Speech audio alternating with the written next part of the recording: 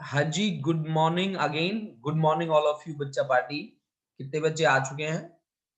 अच्छा, ठीक है बच्चा, ठीक है। अब देखो बच्चा, आज हमारे पास, मैं दोबारा से यही बात रिपीट करता हूँ कि आज हमारे पास जो आर्टिकल है वो आर्टिकल है EMF, internal resistance and terminal potential difference. ये हमारा आर्टिकल है, ठीक है। हमारा जो आर्टिकल है वो आर्टिकल है ईएमएफ, इंटरनल रेजिस्टेंस, ठीक है। और हमारा जो आर्टिकल, हमने कहा कि हमारा जो आर्टिकल है वो आर्टिकल है EMF, internal resistance and terminal potential difference. ये हमारा आर्टिकल है, इसके बारे में आज हम बातें करने वाले हैं। तो सबसे पहली बात, मैंने ईएमएफ और टर्मिनल पोटेंशियल डिफरेंस के बारे में एक सिंपल सी बात आपको बतानी है। टर्मिनल पोटेंशियल डिफरेंस वो चीज है जिसकी हेल्प से चार्जेस का फ्लो होता है, जिसकी हेल्प से चार्जेस का फ्लो होता है, that is terminal potential difference. और जो पोटेंशियल डिफरेंस इसको पोटेंशियल डिफरेंस को मेंटेन करता है, that is the EMF. Generally आप ईएमएफ के बारे में कैसे बात करते हैं और कैसे आपको एक्सप्लेनेशन देते हैं, वो एक्सप्लेनेशन हम आपको बता देते हैं कि EMF of a cell is defined as, देखो मैंने स्टार्टिंग कहां से करी, सेल से करी। तो EMF of a cell, of a cell, देखो बेटा मैंने सेल की बात करी, is the maximum EMF of a cell is the maximum, is the maximum potential difference, maximum potential difference between two electrodes of a cell, between two electrodes, electrodes of a cell, of a cell, when no current is drawn from the cell, when no current is drawn from the cell, no current is drawn from the cell, from the cell। देखो बच्चा, समझने की बात है। मान लीजिए आपके पास ये एक सेल है, इस तरह की एक सेल है आपके पास, ये आपके पास एक सेल है, इसका एक हिस्सा प्लस, एक हिस्सा इसका माइनस। एक इलेक्ट्रोड है जो प्लस वाला है, एक इलेक्ट्रोड है जो माइनस वाला है, ठीक है। एक है आपके पास प्लस वाला हिस्सा, एक है आपके पास माइनस वाला हिस्सा। अगर तो मैं इसको कनेक्ट कर दूं किसी एक्सटर्नल सोर्स से भी, मान लो इसका ये जो हिस्सा है, अगर मैं इसको कनेक्ट कर दूं किसी एक्सटर्नल वायर से, कनेक्ट कर दूं, मान लीजिए मैंने एक वायर ले लिया जो कोई ना कोई रेजिस्टेंस ऑफर कर रहा है, मान लो मैंने इसके साथ कनेक्शन कर दिए, इसके ऐसे ऐसे ऐसे मैंने कनेक्शन कर दिए, यहां से एक वायर लिया, यहां से एक वायर लिया, और मैंने इसका फ्लो करा दिया इस वायर से जो कुछ ना कुछ रेजिस्टेंस ऑफर कर रहा है। देखो बच्चा, मैं इस चीज को पूरी अच्छे तरीके से एक्सप्लेन करूंगा आपके लिए, आप देखते जाना इसको अच्छे तरीके से। मान लीजिए कि ये हमारे पास है कोई की, इस की के थ्रू हमने इन दोनों को कनेक्ट किया, ठीक है ना। और कनेक्ट करके क्या काम किया बच्चा हमने, मान लीजिए कि ये जो वायर है, पूरा का पूरा वायर, वो रेजिस्टेंस ऑफर कर रहा है, मान लो कुछ ना कुछ रेजिस्टेंस ऑफर कर रहा है, ठीक है। मान लो रेजिस्टेंस है वो आर रेजिस्टेंस ऑफर कर रहा है, मान लीजिए ये wire resistance R, capital R offer कर रहा है, ये हमने की लगा रखी है। अब ये कहता है कि जब तक आपकी की हम ओपन रखते हैं, तब तक उसके पास जो पोटेंशियल डिफरेंस होगा वो क्या कहलाएगा, ईएमएफ कहलाएगा। तब तक जो पोटेंशियल डिफरेंस होगा वो क्या कहलाएगा बेटा, ईएमएफ कहलाएगा। लेकिन हाँ, जैसे ही हम इस की को क्या कर देते हैं, क्लोज कर देते हैं, ऐसे क्लोज, और इसमें करंट फ्लो करना शुरू कर देते हैं, उस सिचुएशन में ये क्या बन जाता है, टर्मिनल पोटेंशियल डिफरेंस बन जाता है। उस सिचुएशन में ये क्या बन जाएगा, टर्मिनल पोटेंशियल डिफरेंस बन जाएगा, ठीक है ना, टर्मिनल पोटेंशियल डिफरेंस। अब आता है internal resistance of a cell.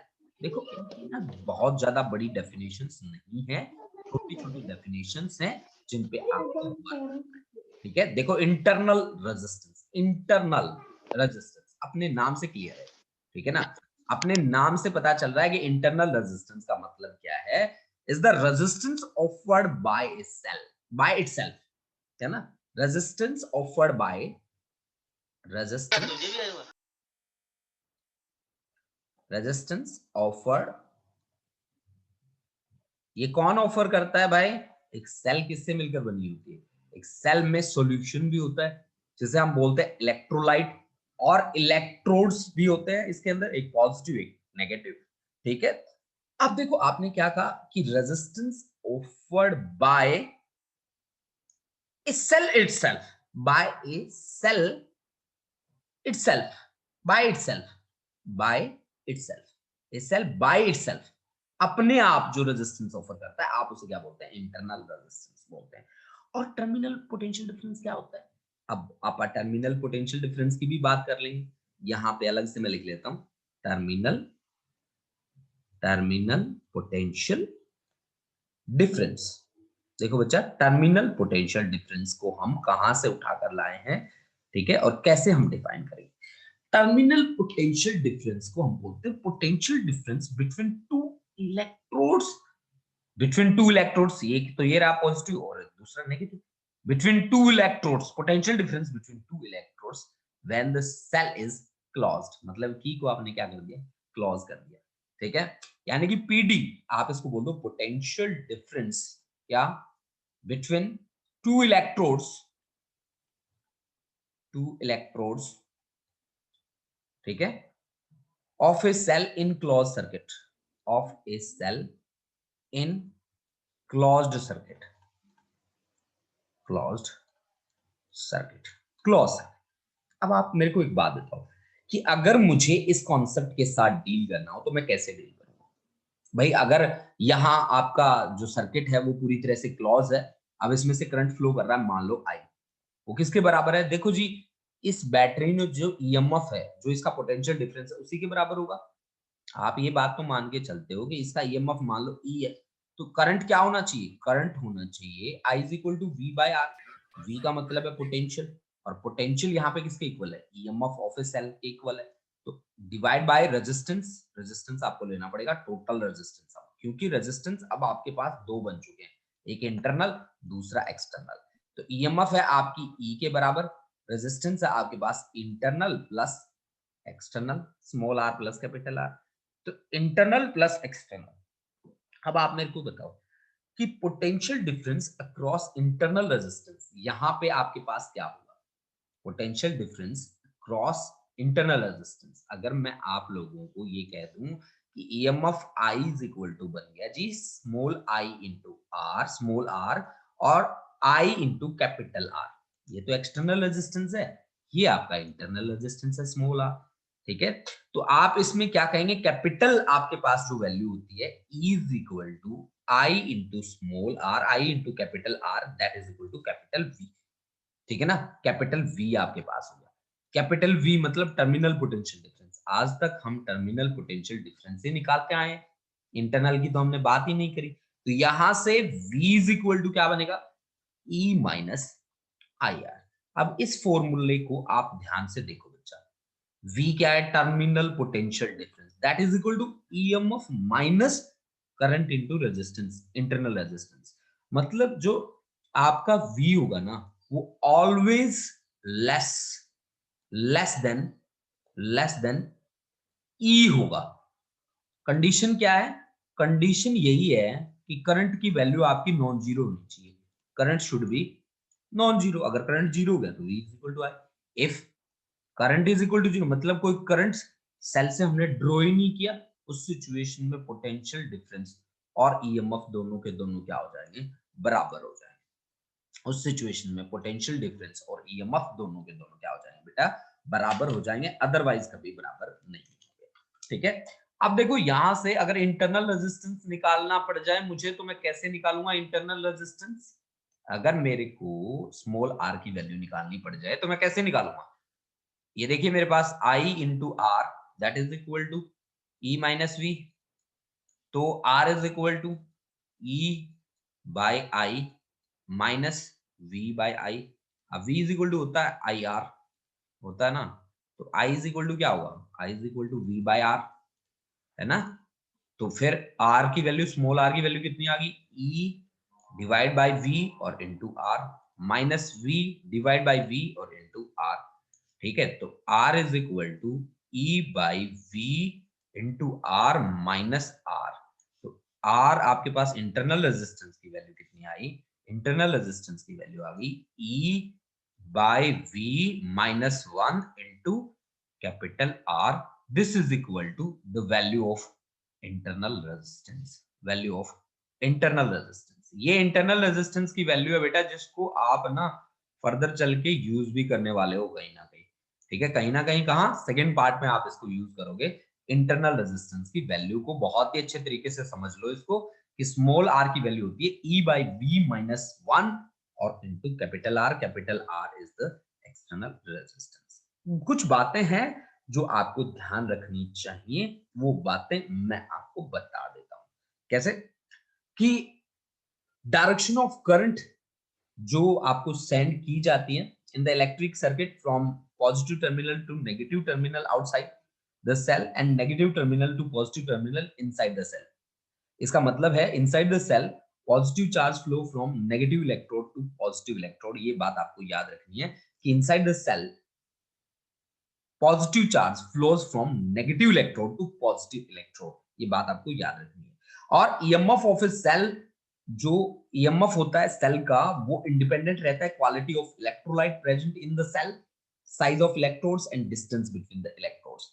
Independent रहता है बच्चा इनकी पे। इंडिपेंडेंट किस पे रहता है, quantity of electrolyte, size of electrode and distance between the electrodes. ये बात आपको याद रखनी है।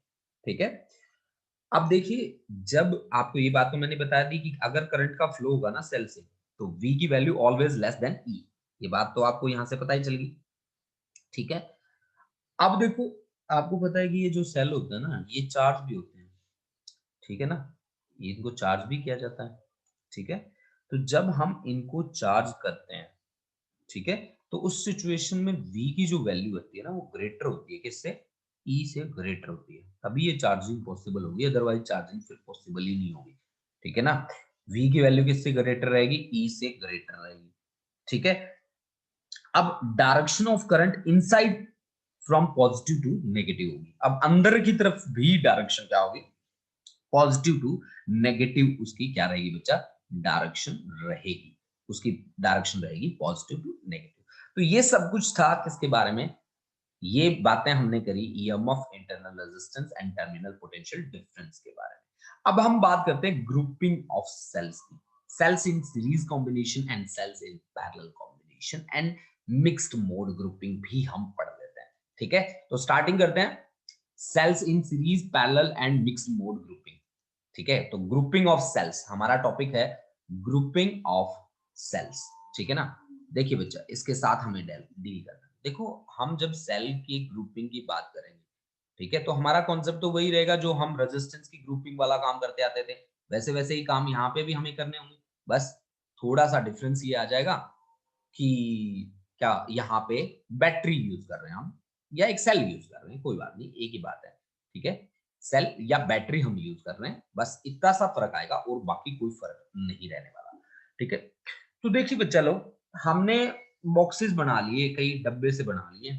ये देखो, ये सेल मान लो पहली, ये सेल मान लो आपकी दूसरी, और ये ऐसे ऐसे, ये nth सेल है भाई। ठीक है, हमने सीरीज में जोड़ा है सभी सेल्स को। ठीक है, और इस तरह से हमने अटैच किया है इनको।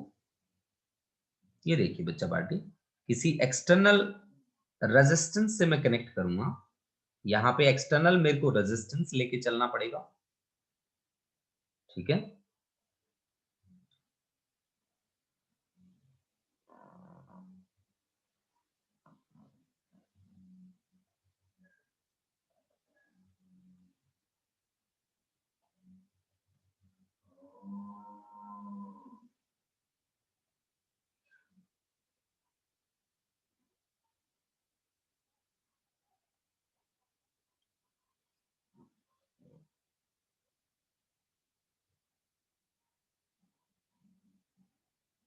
ये देखिए जी, ये मैंने सेल्स ली हैं आपके सामने। ठीक है, ये सेल में मान लीजिए मैं एक प्लस एक माइनस, और इसका इंटरनल रेजिस्टेंस भी मैं मेंशन कर दूंगा।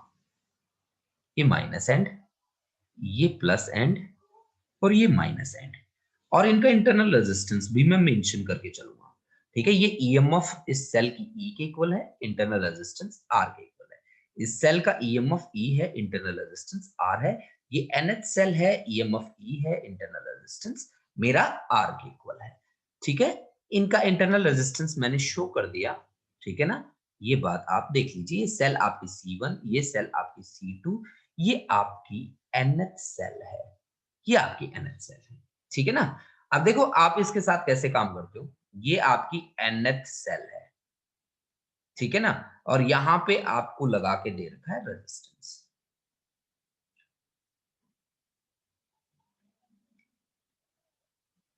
ये एक्सटर्नल रेजिस्टेंस है आपके पास, कैपिटल आर। ठीक है ना जी। अब देखो हमने क्या किया, सेल्स इन सीरीज कॉम्बिनेशन में पढ़ रहा हूं। मेरे पास है cells in series combination, series combination. अब सीरीज में क्या चीज कांस्टेंट रहती है, करंट कांस्टेंट रहता है भाई, सीरीज कॉम्बिनेशन, कॉम्बिनेशन।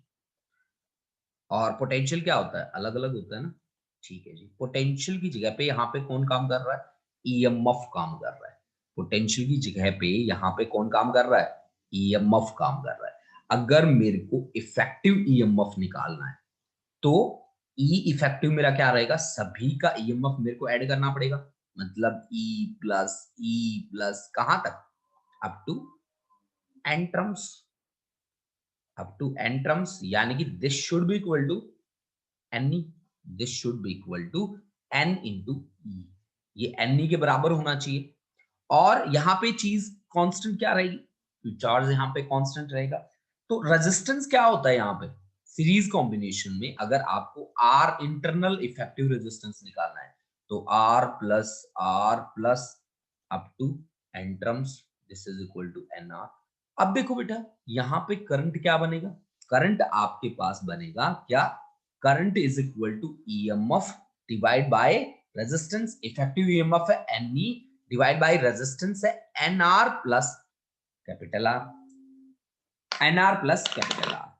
ठीक है ना, n are plus capital R.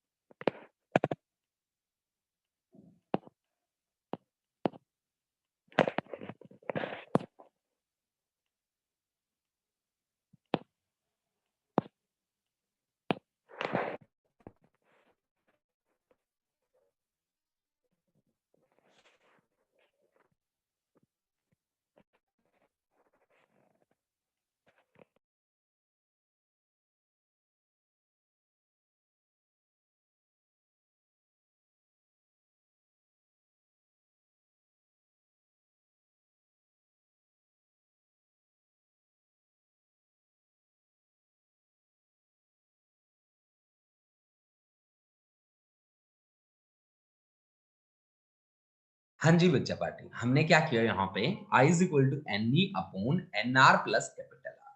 ठीक है, तो अब आप एक चीज देखो कि हमारे पास जो करंट की वैल्यू आई है ये आपका टोटल रेजिस्टेंस है, internal plus external, total resistance, ये इंटरनल प्लस एक्सटर्नल।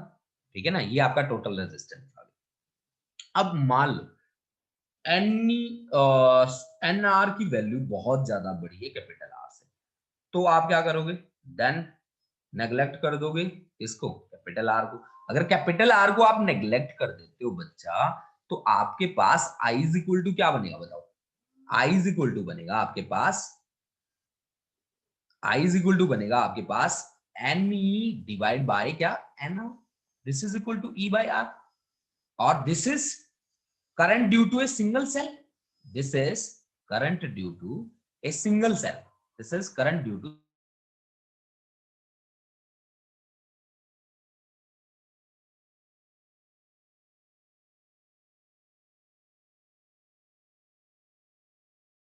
अरे बच्चों हमारा थोड़ा कनेक्शन वो हो गया था। हाँ जी, मैं दोबारा शेयर करना पड़ेगा मेरे को स्क्रीन। हाँ जी, हम बात कर रहे थे उसकी सीरीज कॉम्बिनेशन की। अब मैं बात करता हूँ पैरेलल कॉम्बिनेशन की, ठीक है ना? पैरेलल कॉम्बिनेशन की हम बात करने वाले हैं अभी, ठीक है? देखो भाई, देखो जी, अब हमारे पास है पैरेलल कॉम्बिनेशन। मैं पैरेलल में भी आपको वही चीज़ें एक्सप्लेन करूँगा एक्चुअल में, पैरेलल कॉम्बिनेशन। देखो बच्चा, ये आर्टिकल जो है मैं थोड़ा-सा इसे फटाफट से कवर कर रहा हूँ, क्योंकि ये आर्टिकल ऐसा है जो आपके फाइनल एग्ज़ाम में नहीं आ सकता, इस पे बेस्ड न्यूमेरिकल आ सकता है, ठीक है? लेकिन ये आर्टिकल आपका बहुत ही मुश्किल है कि एग्ज़ाम में आएगा, ठीक है? मान लीजिए मैं ये सेल्स लेता जा रहा हूँ, ये डब्बे जो बना रहा हूँ, ये सेल बना रहा हूँ, ठीक है? और ये आपका nth डब्बा, ठीक है ना? ये मेरा nth डब्बा, ठीक है जी? तो अब देखो कि मुझे क्या करना है, मुझे इसको एक्सटर्नल रेजिस्टेंस से कनेक्ट करना है। मान लीजिए ये इस तरह से,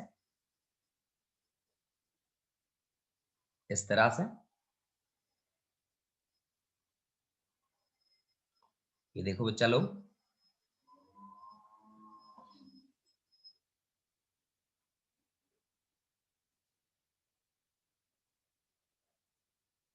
ठीक है?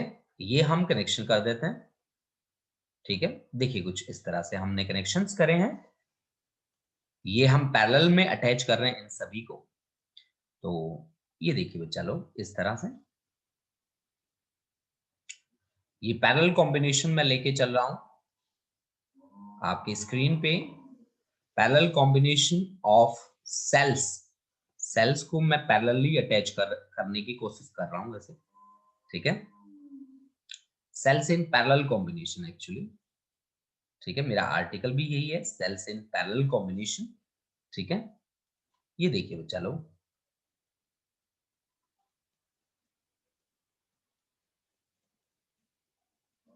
ठीक है? सेल्स इन पैरेलल कॉम्बिनेशन, ये हमारे पास इस तरह से सेल्स हैं, ठीक है? ये हमारे पास एक सेल हो गई, ये हमारी दूसरी सेल हो गई और ये हमारी तीसरी सेल हो गई, ठीक है ना? तो ये हमारे पास है ईएमएफ, इसकी ई है, रेजिस्टेंस इंटरनल आर है। इस ईएमएफ, ये सेल C1, ये सेल C2, ये मान लो एमएच सेल मान लो पैरेलल में। ईएमएफ सभी की सेम है, इंटरनल रेजिस्टेंस सभी का सेम है, एक्सटर्नल रेजिस्टेंस हमने कैपिटल आर लगा रखा है। अब आप एक बात बताओ, पैरेलल में क्या चीज कांस्टेंट होती है भाई? पैरेलल में कांस्टेंट होता है बेटा, क्या होता है पैरेलल में कांस्टेंट? पैरेलल कॉम्बिनेशन में क्या चीज है जो कांस्टेंट रहती है? सोच के बताओ सभी बच्चे। पैरेलल कॉम्बिनेशन में क्या चीज कांस्टेंट होती है? प्रभजोत, गुड मॉर्निंग बच्चे। हाँ जी, पैरेलल कॉम्बिनेशन में पोटेंशियल हमेशा कांस्टेंट रहता है। पैरेलल कॉम्बिनेशन में क्या चीज है जो कांस्टेंट मिलेगी? पोटेंशियल आपको हमेशा क्या मिलेगा? कांस्टेंट मिलेगा। पोटेंशियल आपको मिलेगा कांस्टेंट, ठीक है? पोटेंशियल का मतलब है यहां पे ईएमएफ आपका कांस्टेंट, यानी कि इफेक्टिव ईएमएफ यहां पे क्या रहेगी? EMF due to a single cell that is equal to E. अब आप निकालो 1/R effective, internal effective resistance, तो वो होगा आपका 1/R plus 1/R plus 1/R up to m terms, up to m terms that is equal to m by r, यानी कि यहां से r इफेक्टिव आपका क्या बनेगा? r बाय m बनेगा, r effective r by m बनेगा। अब आप निकाल लो करंट। करंट क्या होता है? Effective EMF divide by total resistance. Effective EMF कितना है? E के बराबर। टोटल रेजिस्टेंस कितना है? Internal plus external. यहां से आप इसे थोड़ा बहुत सोल्व कर लो, तो ये बन गया बच्चा M E divide by R plus M times capital R. अब यहां कंडीशंस लगा दो कि अगर आर बहुत ज्यादा बड़ा हो एम आर से, देन तब आप क्या करोगे? अगर आर आपका बहुत ज्यादा है बड़ा एम आर से, तो आपके पास क्या कंडीशन होगी? आप किसको नेग्लेक्ट कर दोगे? एम आर को।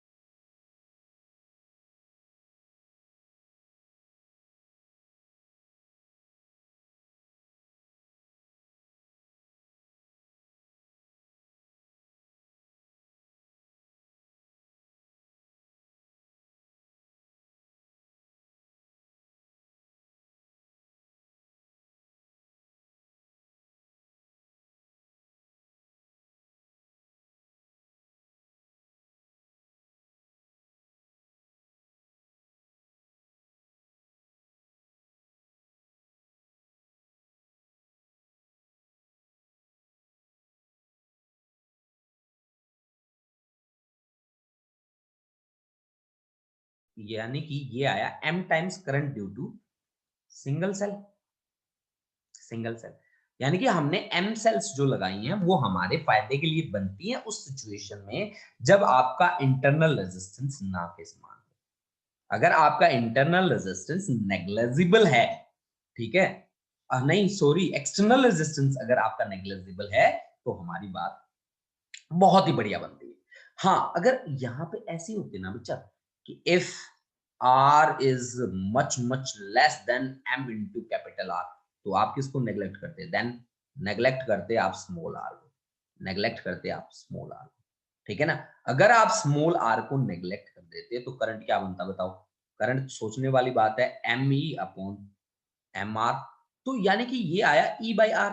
This is current due to single cell, current due to, current due to, due to single cell, single cell. जो बात हमारी फिजनेबल नहीं होती, जो बात हमारी फिजनेबल नहीं होती भाई, हमने तो एम सेल्स कनेक्ट कर रखी है, एम सेल कनेक्ट करने के बावजूद हमारे पास जो करंट आ रहा है वो आ रहा है सिंगल सेल से, तो ये बात क्या फिजिबल होगी? बिल्कुल नहीं होगी, तो इस बात को एक्सेप्ट नहीं किया जाएगा, ठीक है। अब देखो बेटा, ये पैरेलल कॉम्बिनेशन की हमने बात करी, एक मिक्स्ड मोड ग्रुपिंग भी होती है यहाँ पे, जो बड़ी ही चर्चा में चलती होती है, ठीक है। तो वो मिक्स्ड मोड ग्रुपिंग कैसे है, हम उसको कैसे किस तरह से एक्सप्लेन करते हैं, चलो ये बातें भी मैं आपको बता देता हूँ, ठीक है। वैसे इस टॉपिक पे इतना ज्यादा हमें स्ट्रेस देने की जरूरत नहीं है, ठीक है। आप इस टॉपिक के रिजल्ट्स याद कर लें, इसके रिजल्ट्स क्या रहने वाले हैं, यही आपसे सीबीएसई में पूछे जा सकते हैं, ठीक है। तो चलो कोई बात नहीं, हम इसको भी कवर कर लेते हैं कि हमारे पास ये हैं सेल्स, इस तरह का, ये एक सेल हो गया बेटा, ये दूसरा सेल हो गया बेटा, सीरीज में आपने n सेल्स लगा रखे हैं तो ये आपके पास हो गया nth सेल। ये भाई आपने पैरेलल में m सेल्स लगा रखी हैं, एक, दो, और ये आपकी nth, और इस तरह से पैरेलल में आपने लगा रखी m सेल्स, एक, दो, और ये आपकी mth, ठीक है ना, ये आपके पास mth सेल, ठीक है। तो हमने क्या कहा कि हमने, ये देखिए इस तरह से, ये हमने यहां पे इसको कनेक्ट कर रखा है, ये हमारे पास है NH सेल, ठीक है। चलो कोई बात नहीं। अब देखो भाई बेटा, ये हमने N सेल लगा दी सीरीज में, और M सेल्स लगा दी हमने पैरेलल में। ये देखो हमने M सेल्स लगा दी पैरेलल कॉम्बिनेशन, इस तरह से अटैच करते जाओ एक दूसरे से, ठीक है। ये N सेल्स हैं आपकी,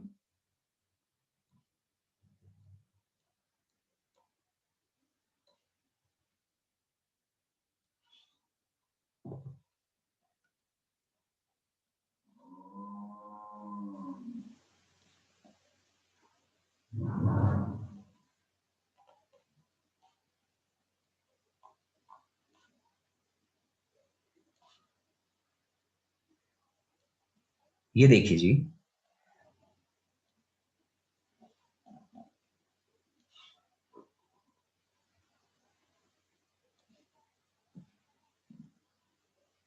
ये देखो बच्चा,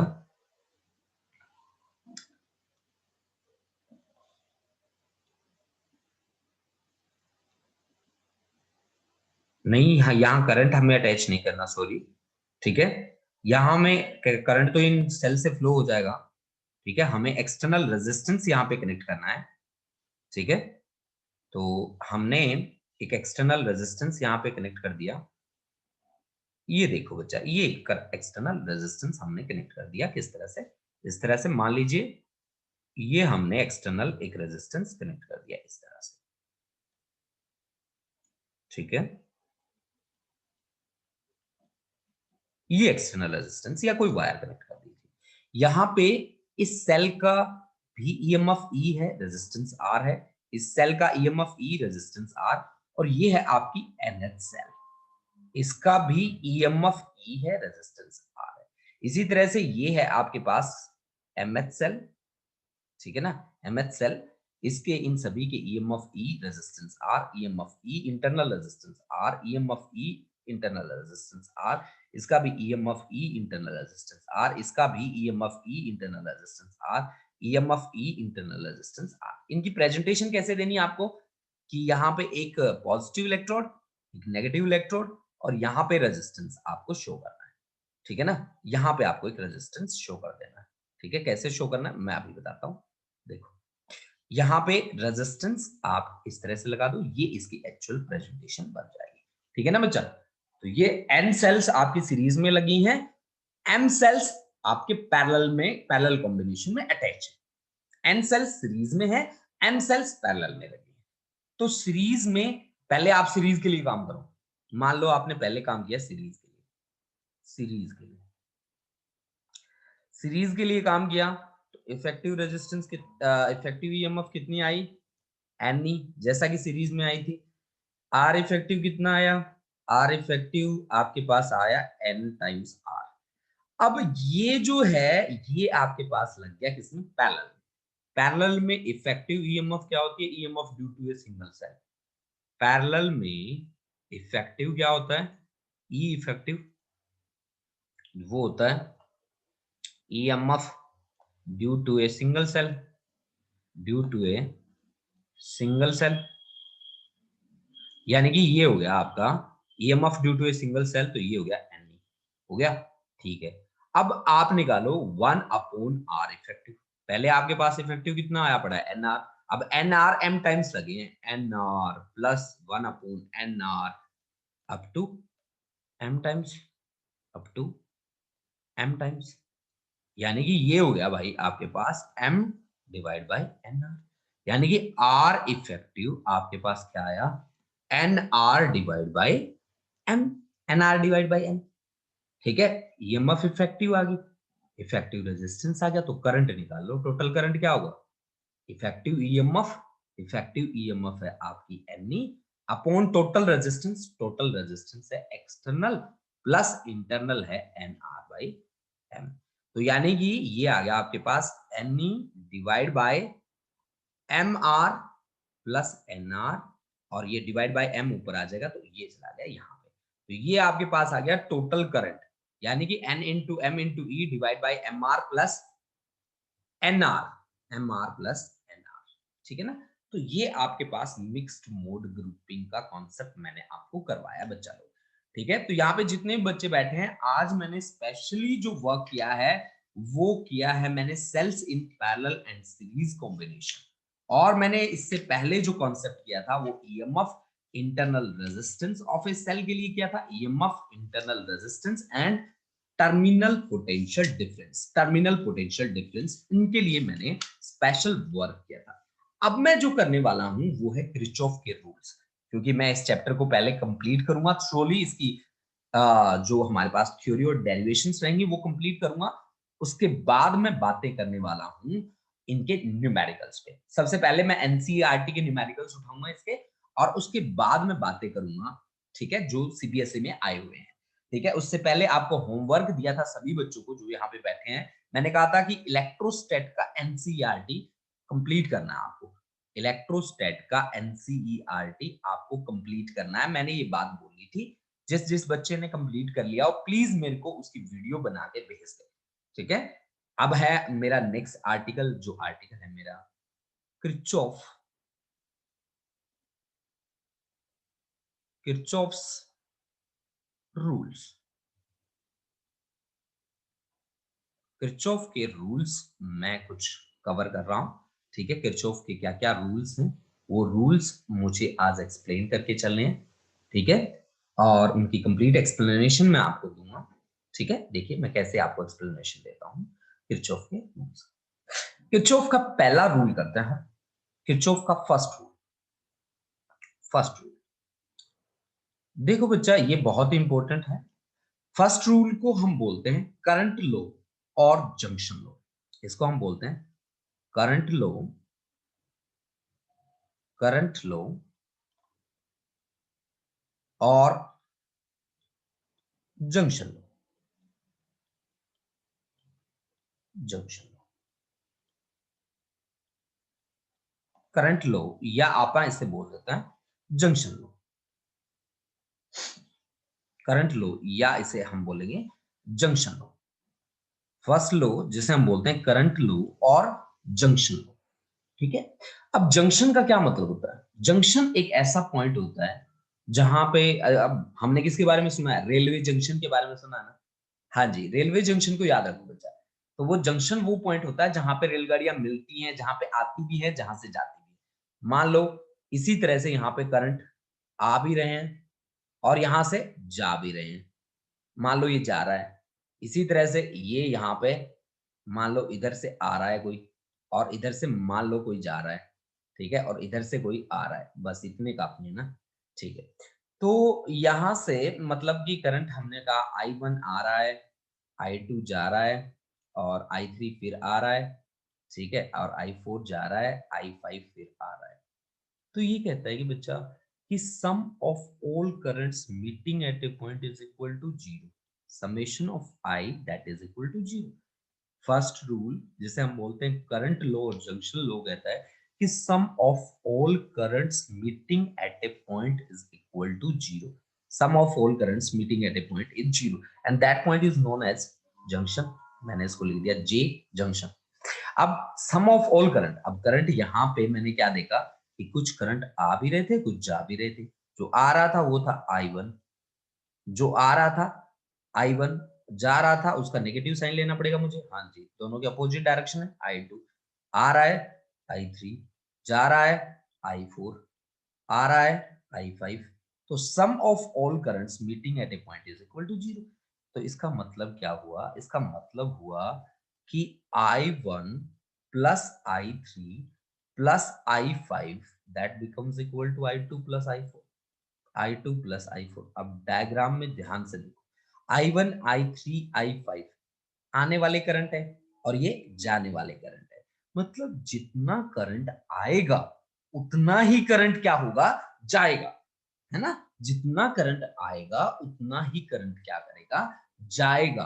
तो ये है आपका करंट लो और जंक्शन लो। मतलब sum of all currents meeting at a point is equal to sum of all currents leaving that point. Sum of all currents meeting at a point is equal to sum of all currents leaving that point. अब बात करते हैं किसकी? Second rule की। Second rule का नाम है loop लो। Loop लो भी बोलते हैं आप उसे, और वोल्टेज लो, और वोल्टेज लो, वोल्टेज लो। देखो इसको हर टीचर अपने तरीके से करवाता होता है। मैंने भी अपना एक तरीका बनाया है, लेकिन मैंने अपने तरीके बड़े चेंज करे हैं। तो आप उनको किसी भी तरीके से कर सकते हो। आज जो मैं तरीका कराऊंगा वो थोड़ा सा हटके रहने वाला है, ठीक है ना? तो इसमें मैंने स्टेटमेंट यूज करी है कि sum of all EMFs acting in a loop, loop होता है close path, that is equal to sum of product of current and resistance. Summation का मतलब होता है सम, सम ऑफ, सम ऑफ ई के आगे मतलब sum of all EMFs acting in a loop, acting in a loop, loop is equal to, ठीक है, sum of product of, product of current and resistance, current and resistance, resistance. देखो बच्चा, मैं इस loop लो को आपको एक्सप्लेन करूंगा किस चीज से, एक लूप बना के एक्सप्लेन करूंगा, फिर आप समझ जाना सारी की सारी चीजें, ठीक है। इसमें साइन कन्वेंशन की बड़ा ही इंपॉर्टेंट रोल होता है। तो मैं आपको एक लूप बना के दे रहा हूं पहले, अब आपको उस लूप से मैं समझाऊंगा, ठीक है ना? ठीक है, तो मैं लूप बना देता हूं। मैंने ये एक लूप बना रहा हूं, ये देखो बच्चा, मैं ऐसा एक लूप बनाऊंगा, ठीक है जी, ठीक है। अब मैं डिफरेंट डिफरेंट रेजिस्टेंसेस यहाँ पे लगाने वाला हूँ, ठीक है। मैं डिफरेंट डिफरेंट ईएमएफ्स यहाँ पे लगाऊंगा। मान लो कि मैंने यहाँ एक बैटरी लगा दी, ठीक है ना, ये एक बैटरी लगा दी जिसकी ईएमएफ है E1। यहाँ एक बैटरी अटैच कर दी जिसकी ईएमएफ है E2 के बराबर, ठीक है। हाँ जी, ये देखो। अच्छा, रेजिस्टेंस भी लगाने पड़ेंगे मेरे को, ठीक है। मैं रेजिस्टेंस के लिए कलर ले लेता हूँ रेड, ठीक है। हाँ जी, ये ले लो एक रेजिस्टेंस, ये ले लो दूसरा रेजिस्टेंस, ठीक है। और ये ले लो जी तीसरा रेजिस्टेंस। ठीक है जी। अच्छा, ये प्लस एंड हो गया बैटरी का, ये माइनस एंड, ये प्लस एंड, ये माइनस एंड। यहाँ पे रेजिस्टेंस है जी R1, यहाँ पे रेजिस्टेंस है जी R2, यहाँ पे रेजिस्टेंस है जी R3। इसका जी ईएमएफ है E1 और इसका ईएमएफ ले लो बच्चा E2। नेमिंग भी कर लो भाई, A B C D E F। ठीक है, E F। इसका जो करंट बना है उसको मान लो भाई I1। तो I1 का जो फ्लो होगा वो ऐसे होगा, ठीक है ना। I1 का जो फ्लो होगा वो आपका ऐसे होगा, ठीक है, ऐसे होगा जी। I1 का जो फ्लो होगा वो ऐसे होगा, I1 का जो फ्लो होगा वो ऐसे होगा, I1 का जो फ्लो होगा वो ऐसे होगा, और I2 का जो फ्लो होगा वो ऐसे होगा।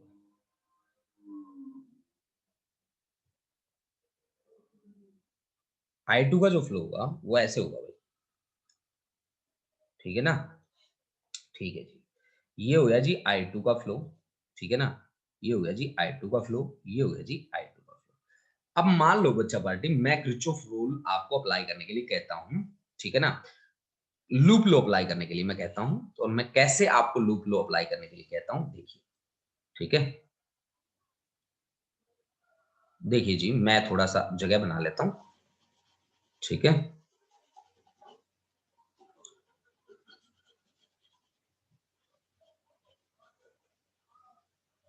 आप जैसे ही मैं लूप लो अप्लाई करूंगा, आप साइन कन्वेंशन समझ जाना।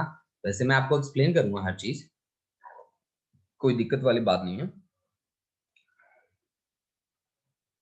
इजी है, काफी इजी है, कोई डिफिकल्ट भी नहीं है, बहुत इजीली प्रिपेयर हो जाता है ये। ठीक है, चलो देखो, देखो जी, मैंने आपको कहा कि मैंने आपके लिए पूरा लूप ले लिया, पूरा लूप ले लिया मैंने, ABCDEFA, ABCDEFA।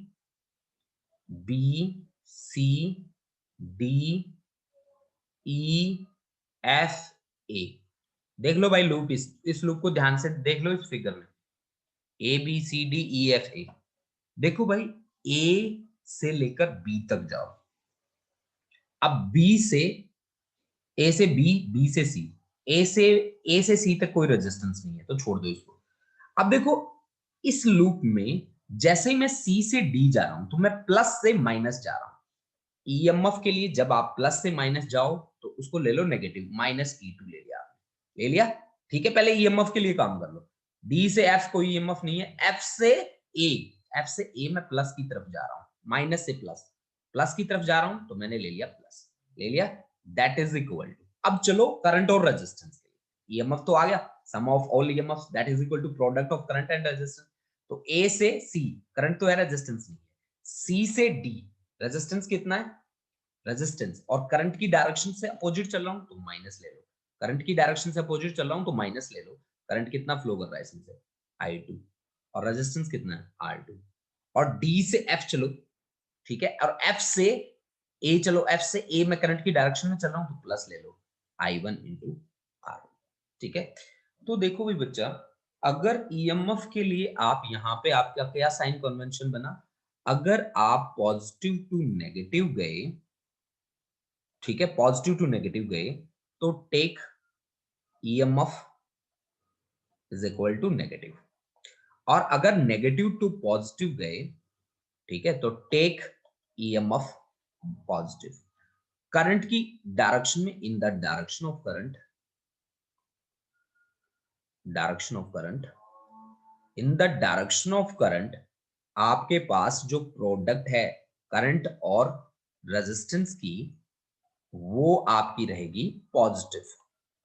ठीक है, और अपोजिट डायरेक्शन में, अपोजिट डायरेक्शन में करंट और रेजिस्टेंस की प्रोडक्ट रहेगी, रेजिस्टेंस की प्रोडक्ट रहेगी नेगेटिव। ठीक है ना, अपोजिट डायरेक्शन में करंट और रेजिस्टेंस की प्रोडक्ट क्या रहेगी, नेगेटिव रहेगी। ठीक है, अगर इसी तरह से आपको मैं दो लूप और बना के दे दूं यहां पे, किस तरह के, इसी तरह के दो लूप और बना के दे देता हूं। कैसे, मैं अभी बताता हूं आपको। दो लूप हम ले रहे हैं, ठीक है। दोनों के दोनों लूप से आप समझने की कोशिश करिएगा, ठीक है। आपका कॉन्सेप्ट यहाँ पे क्लियर हो जाना चाहिए, ठीक है।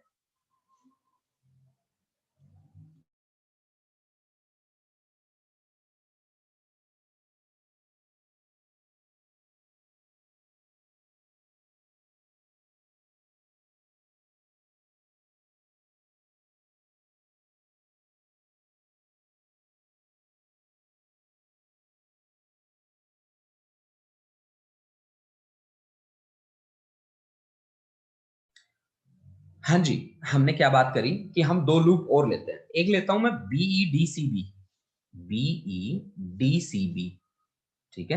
मेरे पास एक है BEDCB। देखो कॉन्सेप्ट आपका सेम है, B से E तक जाओ।